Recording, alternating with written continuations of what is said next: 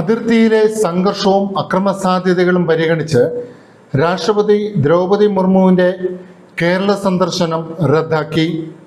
ശബരിമലയും അതോടൊപ്പം Pala cent Thomas കോളേജിൻ്റെ 75ാമത് വാർഷികാഘോഷത്തിലും പങ്കെടുക്കാനാണ് രാഷ്ട്രപതി കേരളത്തിൽ എത്താനിരുന്നത്.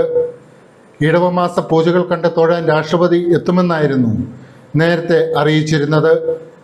ഈ മാസം 18, 19 തീയതികളിൽ രാഷ്ട്രപതി ശബരിമലയിൽ എത്തുമെന്നായിരുന്നു സൂചന. ഇത് പരിഗണിച്ച് ദേവസ്വം ബോർഡും സർക്കാരും വിവിധ ക്രമീകരണങ്ങൾ ആരംഭിച്ചിരുന്നു. നിലയ്ക്കൽ ഹെലിപ്പാഡിന് സമീപവും റോഡുകളുടെ വികസനവും ആരംഭിച്ചു. എന്നാൽ രാഷ്ട്രപതി എത്തില്ലെന്ന് ദേവസ്വം ബോർഡിനെ അറിയിച്ചെന്നാണ് ഇപ്പോൾ ലഭ്യമാവുന്ന സൂചന. ഇതേ തുടർന്ന് 18, 19 തീയതികളിൽ ഇടവമാസ പൂജയ്ക്ക് വെർച്വൽ ക്യൂ ബുക്ക് ചെയ്യുന്നതിന് ഏർപ്പെടുത്തിയിരുന്ന നിയന്ത്രണം ദേവസ്വം ബോർഡ് ഒഴിവാക്കി.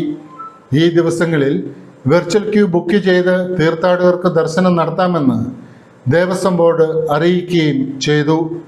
അതോടൊപ്പം തന്നെ പാലായുടെ, പ്രത്യേകിച്ച് കേരളത്തിലെ വിദ്യാഭ്യാസ രംഗത്ത് ഏറെ സുദീർഘമായ സേവനം അനുഷ്ഠിച്ച പാലാ സെൻറ് തോമസ് കോളേജിൻ്റെ 75ാം വാർഷികാഘോഷത്തിൽ അതിൻ്റെ പകിട്ട് കുറയുന്ന ഒരു സാഹചര്യവും നിലവിലുണ്ട്.